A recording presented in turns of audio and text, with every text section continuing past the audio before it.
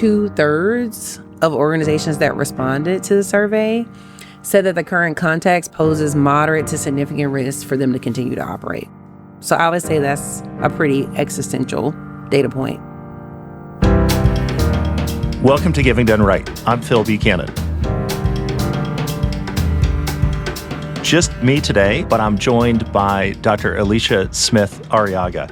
And Elisha's been on the show before. She is, of course, CEP's Vice President for Research. She joined us in June of 2023. And prior to that, she was a faculty fellow and professor of practice in philanthropy and educational policy at the University of Texas. But she's also served as an executive director of several national and state level nonprofits. Wanted to have Elisha on the show today because of some just-in data on how nonprofits and foundations are experiencing the current context that we've collected and that we'll be talking about. Welcome back to Giving Done Right, Elisha. Thanks so much for having me, Phil. Excited to be here. Yeah, I'm really looking forward to this conversation. We're recording this just before the first public presentation of this data, and the podcast will be out just after. Before we get into what we have learned about this really challenging context, both for operating nonprofits and for donors, I want to talk to you a little bit about you and your story so our listeners understand where you're coming from a little bit more. Can you just tell us, how did you end up at the Center for Effective Philanthropy? As you said, Phil, I've been at CEP a little over 2 years, but my journey here really started a long time ago. I was born and raised in Mississippi, and my parents were really involved in the civil rights movement there. I was really raised with this value of we're just not here to take up space, that we're here to try and contribute something to the world around us. And so that kind of ethos was always part of my life. And I didn't know what that would look like for me. I was a Girl Scout and I was really involved in my community as a young person, but then ended up majoring in math. And that's where I really came to understand the power that data can have in determining how resources get allocated and how resources especially get allocated to low-income communities and communities of color. And because of that, was really fortunate to work at a lot of places where we were able to collect data and put that data in the hands of community members so that they could make change in the ways that they saw fit. And then a few years ago, as I was thinking about what's next, and I had also spent some time at the Hewlett Foundation, and that's where I first learned about CEP. And this opportunity has just been a really great way to provide data to the sector as a whole and lift up the voices and stories and data of nonprofits to funders, and to also gather data around what foundations and individual donors are doing and lift that up so that folks can be as effective as possible. And so it's been great to be here at CP. And you've been such a great addition, and I often say this, but it feels like we've worked together much longer than we have. Part of that is just the time. It feels like every day is a week in terms of what's going on in the world. But I'm curious how you think about CEP's research as distinct from maybe other efforts in the sector, whether in terms of our audience or the way we do our work. Yeah, so I really think about it, Phil, kind of in 3 ways that our research is distinct from other organizations, and especially in some of the data that we've been turning around really quickly in this moment. First is that we really try and differentiate ourselves by having representative samples of both foundations, representative samples of nonprofits. Secondly, we really pride ourselves on rigorously analyzing data. So in those samples, trying to make sure that we're thinking really carefully about the analysis that we do. We always do non-response bias analysis to understand who's in the sample and who's not and what we can say accurately. And then finally, the third thing that we really pride ourselves on is just the timeliness of our data. So for instance, back in February, we closed the survey and then we put out a report 10 days later on that data. And we've really tried to stay close to those fast turnarounds throughout this year, especially to ensure that both funders and nonprofits have information as quickly as possible as they're making all kinds of decisions in this environment. That's great. Although I'm sure that wasn't the easiest 10 days of your life, but yeah, so important right now. because as I said, like things are changing so fast that people really, I think, are looking for timely data. And I'm thinking back, Elisha, to conversations we had more than a year ago, before the presidential election, where you were clear that we needed to keep some space in our research agenda to respond to whatever happened. And so that's allowed us to be able to do work that is connected to this moment. Can you talk about this effort, and then we'll get to the data and what we're learning, but about this effort that we're undertaking to monitor both the nonprofit and foundation experience? We're in a moment, all signals point to significant change for the sector. And so we started thinking last year about how can we ensure that as things are changing, that we're lifting up what the true experiences are of organizations. And so to do that, one of the things we started doing last year, we survey multiple times a year a panel of nonprofits that's representative. And so last fall, we added some questions onto that survey then about the political context, how nonprofits were experiencing it. And that was the first set of data that we turned around really quickly within a few weeks and put that out last November, December. Then once the administration shifted in January, we quickly gathered data earlier this year in February. And that's the information I was referencing earlier that we turned around in 10 days, which was really fast. And then this data now, we actually just finished collecting it September 23rd and have turned it around in less than a month to really try and get that information out there as well. And it's from both nonprofits and from foundations as well. One of the things that's been remarkable is the response that you've heard from some of the nonprofits that we've surveyed just about even the opportunity to say what's going on for them. And this has been interesting to me because a lot of times foundations will say to us, like, aren't we over-surveying nonprofits, or like we're worried that we're burdening these organizations. But can you share a little bit about the feedback you've received from nonprofit leaders just about the opportunity to even provide feedback at all before we get to what they said? Sure. So the surveys that we've conducted this year, especially on the nonprofit side, we have received some of the highest response rates that we've gotten in the last 10 years at CEP. And in addition to a high response to the surveys themselves, we've also gotten a ton of emails from folks when we send out the survey, just thanking us for asking about their perspective at this moment, saying how important it is that funders understand what's really going on. And, Phil, in the survey world, it's rare to get a thank you note. Right. And so I would say it's been a really unique moment also to be collecting this kind of data.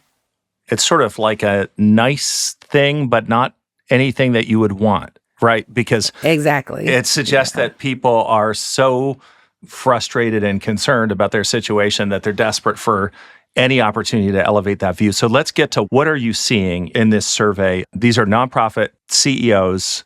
What are they telling you?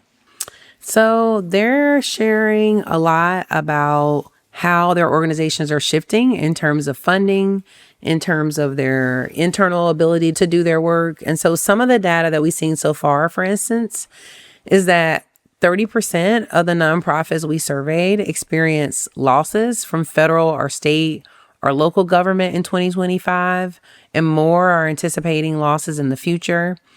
We also see nonprofits anticipating future negative impacts from the current context. So 42% reported the big, beautiful bill will have a negative impact on their fundraising, and almost 50% report concerns about their organization needing to close or merge due to the current context. Which is shocking, right? And potentially devastating. Yes. To the extent that those fears are realized, given the way communities rely on nonprofits for vital services of all kinds. Were you surprised by how stark this data is, or is it what you expected? I mean, we expected that the data would be stark, kind of just given the environment and the broad attacks on the sector. But I would say this piece around half of organizations being concerned about closing or merging, that's significant. And I think raises some big questions overall for the sector. So that was just the sheer amount of folks who reported that was surprising. How did this vary by let's say, organizational size or geography? Or were there dimensions where you saw, oh, there's a real difference in that this segment of organizations is experiencing this in a particularly dramatic way? So we didn't see any large effect sizes for any of these, especially around the funding losses. But we did see some small effect sizes in terms of if a leader identified as a person of color, they had significantly higher rates of their organization losing more than 10% of their budget due to state or local cuts. There were also some similar findings in terms of if the leader was female, having higher rates of funding loss. And all these are very small differences, but also we see those small differences in organizations that were nonprofits that were working with the environment or animals. They were more likely to lose federal funding.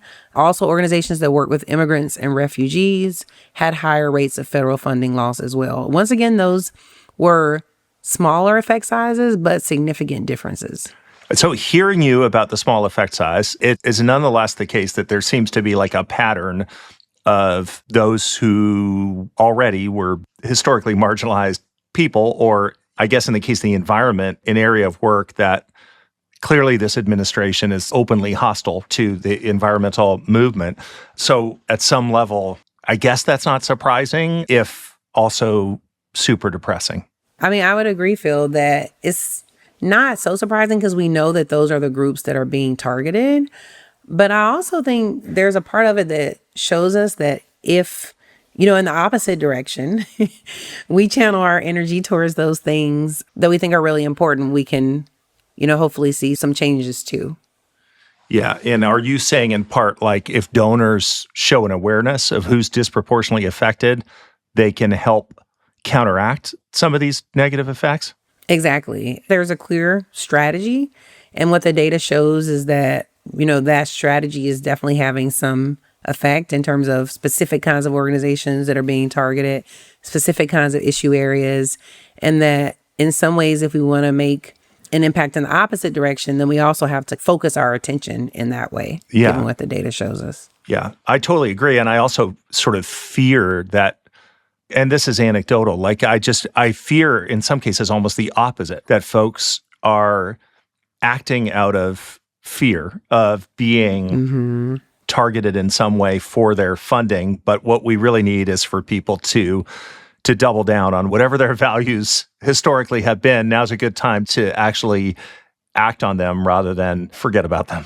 Yes. Yeah. If ever there was a moment to stand up and live by values, this is that moment for sure. Yeah. Before we move off just like the differences in the data, was there anything geographically, Elisha? Because I could imagine somebody would say, well, maybe this administration would try to and I don't even know if it'd be possible sort of policy-wise to do this, but target the blue states with the federal funding cuts to nonprofits and not so much the red states. And did you see anything, or is it not possible to get down to that level?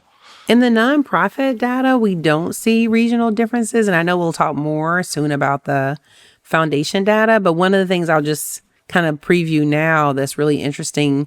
And once again, these are small effect sizes, but still differences that we see, that organizations, or at least funders in the Midwest, received more requests for funding, more increases in requests for funding than in some other areas of the country, which is interesting. Interesting. So the nonprofits there are feeling maybe more desperate, at least in the eyes of the funders who are reporting more requests. Yes, exactly. Yeah. Can you bring to life some of the nonprofit experience? Like, I know we asked some open-ended questions. Like, what are people saying to describe what they're experiencing? Yeah, well, I have a few quotes, Phil, that I think really help illuminate a lot of what we're hearing. So here's one nonprofit leader who said, "There is no viable win condition. The win is to tread water. Costs are increasing simultaneous to a much more difficult funding environment. The well is running dry. Operating runway is shrinking, and though staff want to move in a proactive direction, I am most worried about base level subsistence." And that mirrors a lot of what we were hearing from nonprofit leaders in terms of how they're thinking about the funding landscape and what they're seeing, because not only are they seeing decreases in funding from the federal government and local funders, but we also saw decreases in about 30% of nonprofits who say they've lost funding from foundations and from individual donors as well. Wow. And folks are going to talk about the impact on their organizations, which in turn translates into impact on whatever is their organization's doing. Just to state the obvious, but like the people in communities that are served by these organizations or the issues that are being advanced. And so it's not just these organizations that are going to feel it, it's communities all across this country. Yeah, exactly. And one of the things that was most disconcerting about, the data that we're covering today is all the survey data we gathered, but we also conducted interviews with about 30 nonprofit leaders and 30 foundation leaders. And what we heard from many of them in those interviews was, these interviews were done in September, and the cuts to SNAP benefits, a lot of folks were anticipating those coming. And so they worried that, the full shoe hadn't dropped yet. Yeah. There was a lot of anticipation of like what was to come once those cuts go into place. Hang in there. We'll be right back.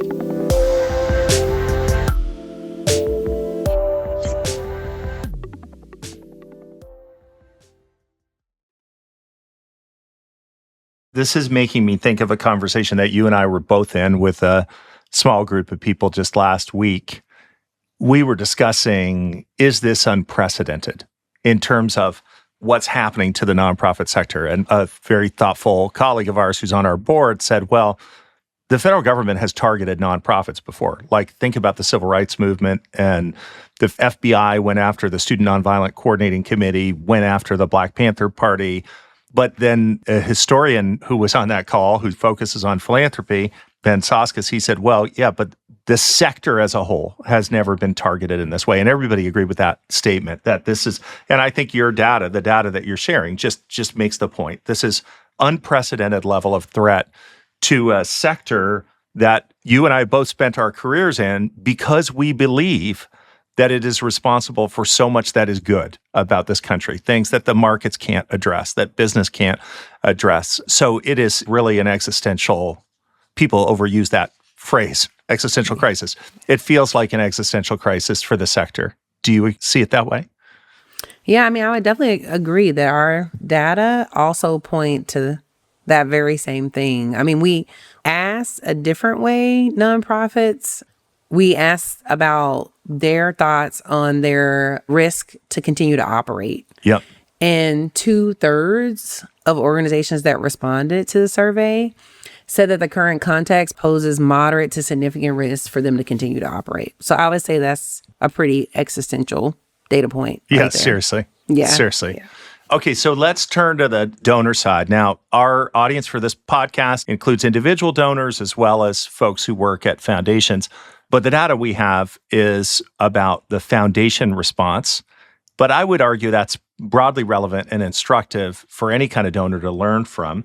What do you see in the foundation survey data? What does it tell us about the way foundations are responding to this existential crisis? Well, we see that foundations, too, are concerned about their ability to make progress towards their goals in this moment. So we saw in the surveys that 55% of leaders who responded indicated that the current context has a negative impact on their foundation's progress towards their goals. One of the things I think is even more interesting is that 87% of leaders that we surveyed reported an increased demand for their funding in 2025. And an additional 9% anticipate experiencing an increased demand. So that's almost 100% of folks that we surveyed who either have experienced or anticipate experiencing an increase in demand for the funds that they provide. And then many grant makers, 64%, also noted that they've provided emergency or rapid response grants, and an additional 15% anticipate doing so. So that's almost 80% of funders who've either already provided emergency grants or anticipate doing so. So those last two numbers are really high. Almost 100% and 80% of funders having increased demand for funding or providing rapid response grants, I think it also just shows the existential nature of the moment for the sector that we're in right now, too. I also know, because you and I have talked about this data before, it was only maybe 30%, is this right, who increased their grant-making budget from what they had planned, which means to me, logically, that the emergency grant funding for some of these folks is coming out of reductions in other areas, right? Like that they must be exiting some areas in order to be able to do that if only 30% have actually increased their payout from where they thought it would be. And I'm fully cognizant of the fact that you could say only 30%, or you could say 30%, but to me, if it's an existential crisis, I'm curious your take, and maybe I'm asking now a little bit more for you're kind of stating the facts, but like your judgment about this. Like, should we feel good about that 30% number, or should we feel like, wow, how do we advocate for more foundations to step up their spending? Earlier, we were talking about values, right? And standing in our values in this moment. And, my question for folks would be, if we look back 2 or 3 years from now and the sector's in a very different state, will we be proud of the decisions that we made at this moment? And given that, are those numbers the right numbers, right? If we are in an existential moment, we want to look back and say, yes, we increased giving by 30% in a moment where we had an opportunity to do something, or will we want that number to be much higher? I mean, I personally would want that number to be much higher. Yeah. If I was looking back, I assume 3 years from now, based on my values. And so I think that's the question that leaders are really called to in this moment is, what kind of leader do you want to be? And when you ask yourself that question and look at that 30%, does that align with the values of your organization? Right. And just to be clear, that's 30% who say they've increased their giving. Right. And then by how much are they increasing their giving, like as a percent of their endowment? Like if they're at a 5%, are they going to 15, or like, do you know anything about that from the data? Yeah. Yeah. So on average, that increases 2% of the endowment value. So folks who are at 5% are going to 7%. Yeah. Folks who are at 4% are going to 6% on average. Because I suppose somebody might say, well, like, okay, but it takes time. Like your board has got to agree to that. It may take time to get your board there. So 30% said they have done it. Are others considering doing it? 30% of foundations have increased payout in 2025, more than planned in response to the current context, and another 15% are considering doing so. Okay, so it's still a minority that are either doing it or thinking about doing it. Yes. I hope that changes. I really do. We've had multiple conversations on this season of the podcast about this whole notion that we can't fill the gaps. Philanthropy can't fill the gaps. But that can be true without doing nothing being the right response either, in terms of stepping up giving levels, right? I mean, it's like, it's not all or nothing. You could identify those organizations that are most crucial to your goals and strategies, or most threatened, or both, and use some kind of filter to identify those are the folks we're going to target for more support. Yeah, I agree. I mean, and the data shows us who those organizations are, right? Like the pieces we mentioned earlier around the organizations that are most impacted by funding cuts. There's other data out there from Urban Institute in terms of the size of organizations that are being most impacted. Like there are lots of ways to be strategic in terms of targeting limited amounts of funds, but a limited amount of funds can have a big impact for an organization that's really struggling in this moment. Yeah. Elisha, this information is so interesting. And one of the things you were able to do, right, was compare kind of the nonprofit take and the foundation take on how foundations were responding on certain dimensions. Can you describe that? Yeah, it was really fascinating, Phil, because we asked both nonprofits and funders how effective they thought foundations' response to things like the challenges grantees are facing, their communication with grantees, willingness to take risk. We asked funders and nonprofits that same set of questions and basically rating how well funders were doing. And as you can imagine, nonprofits rated funders lower on many of those dimensions. However, what was really surprising to me was just the sheer size of some of these differences, especially in the areas of, for instance, understanding grantee challenges. 93% of funders thought they were being very effective, and only 53% of nonprofits rated that way. Another one where there was quite a large difference, around 40%, was around willingness to take risk. 69% of funders noted that they were being effective in their willingness to take risk, but only 29% of nonprofits rate funders as being willing to take risk at this moment. But I think just the discrepancy in these results shows how important it is that funders and nonprofits are in deep communication with each other right now. Because if we don't have a shared understanding of how we're both seeing challenges or risk, if there was not a more important moment to be on the same page about that, that moment is definitely now. And so that data and the size of those discrepancies was quite large. Yeah, that's really important. And I think, institutional donors might be a bit more susceptible to living in a bubble than individual donors, but individual donors can also live in that bubble. I think particularly ones with more substantial resources. And so figuring out how you're checking yourself in terms of your take on how things are going. Because, and we've talked about this 1,000 times at CEP, but it is hard to get candid information from people who need resources when you have resources. It's even harder when the level of sort of desperation is higher. It makes the dynamic even more intense, I think. Yeah, it can. And it becomes even more important than ever to do so. And there are lots of ways to be able to do it. It's one of the reasons that CEP does the grantee perception reports. It's why it's important to work with community foundations as an individual donor to really understand what the community needs are. So I think there are lots of ways to still break down some of those barriers, because even though something's hard, it's still definitely worth doing. And especially in this moment, if it can help make sure the resources are getting allocated in the right way. Yeah, that's so right. I'm thinking about your bio, Elisha, and the fact that you've led nonprofits. And we talk about this sometimes, even when you were deciding whether you would come join us or not. I think I was kind of like, don't you like being the person in charge? Like, are you going to want to be like a VP instead of, and then I see your face sometimes when I'm talking about my problems and I realize, oh, you actually, at least for a little bit in your career here, you're enjoying not being in that role. And sometimes I worry that you're laughing at me. But anyway, No. No. Putting your sort of nonprofit leader hat on, because you were leading an organization through the pandemic. Like you've been in some tough moments being on the other side of the table for foundations. How do you reflect on that? And other than like, how are you going to want to remember, what you did a few years ago? What will you say to foundations about what you hope they will do more specifically?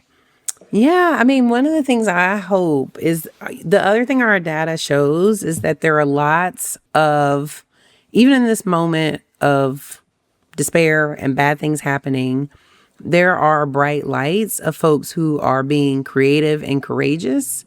And they're doing that by doing things like collaborating, creating unlikely collaborations with other nonprofits or community members, or they're creating sorts of mutual aid that communities can support, or they're finding new ways to create joint funding streams with maybe funders who they haven't worked with in the past, creating new kinds of intermediaries, thinking about different sources of income. So creating capital from providing services on a fee-for-service basis and providing resources to nonprofits to think about how to do that creatively.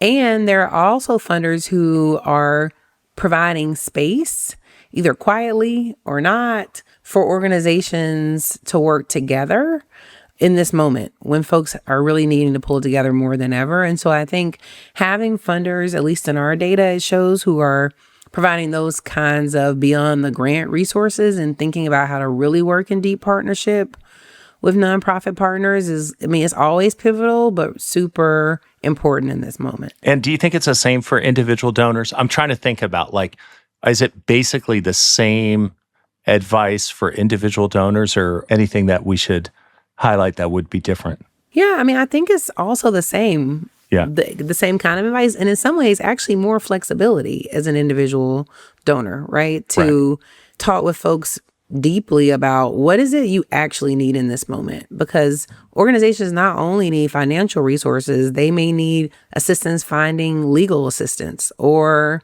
we ask staff about their well-being and safety. There was a not insignificant number of organizations who were concerned about the well-being and safety of their boards. So it could be putting folks in touch with organizations that work on those kinds of issues with them. And so I think as an individual donor, you have the opportunity to really sit down, understand what an organization needs, and figure out how to be most helpful in providing those resources in different ways too. I think that's really good. And I was reading an article in the Boston Globe from a couple of days ago that described the harassment that has been targeted at an organization called La Colaborativa that works with immigrant populations. And it's led by someone named Gladys Vega, who we had on our podcast a couple of seasons ago. Incredible leader. And she's being subjected to all kinds of harassment. And so is her staff. And, they've had to take additional security precautions. I don't know, it just led me to think about what's the counter movement to that? That we as individuals show up for that organization to counteract the people who are harassing them, that we show up as volunteers, that we show up as donors in our communities in different ways. And to make one other maybe sort of connection here, also thinking about the number of people I've talked to in my personal circles, and I'm not critiquing them, I'm just reporting, who will say I feel so powerless, I feel overwhelmed, I kind of checking out because it all seems so grim. But one thing we can do actually is get out there and volunteer or show up outside organizations to show your support, to ask what you can do, to counteract this hate that's being directed at specific organizations and specific individuals. I guess really what I feel like your comment made me want to say is people have agency, we can do stuff. Yeah. Yeah, there are all kinds of things that we can do. And to me, that was the most powerful thing in the interviews we conducted with foundation leaders and nonprofit leaders, is that there are folks doing amazing things in every part of this country every day, courageously. Whether it's continuing to fund scholarships for students of color. In interviews, we heard from some folks we're continuing to do that work. It's work we've always done. Until someone tells us we can't, that's what we're going to do. Right. Or volunteer, to your point, for organizations that are working in communities to make sure that folks have food at food banks in this moment where we know SNAP is going to be cut. So there's always something that we can do. And even if it's small, it may feel small to us, it could really have a big ripple effect. By the time this podcast episode comes out, there'll be a piece in the Chronicle Philanthropy about it. You will have shared it at our conference in Los Angeles. And then what? Will there be a report? What will that look like, and what will the next steps be? So we are still analyzing all the data that we collected, and our plan is in early 2026 to release a report with all the findings. So all the survey data, all the interview data combined together. And we hope folks will dig into that data because there is a lot there just around this moment and what organizations are experiencing. And then this is an ongoing effort, taking the pulse of both nonprofits and foundations over time throughout at least next year. That's correct. We'll be surveying nonprofit leaders and foundation leaders throughout next year and likely the year after as well. The data from your presentation lives on our website, cep.org, if people want to see it in more detail. And of course, a report will be forthcoming in early 2026 with lots more data. Grateful to you and the research team for all the work that you're doing. And one of the great days in CEP history is when you decided to join us. So grateful to work with you and for your leadership. Well, thanks so much, Phil. It's great being at CEP, and I've really enjoyed this conversation with you today, too. Thanks.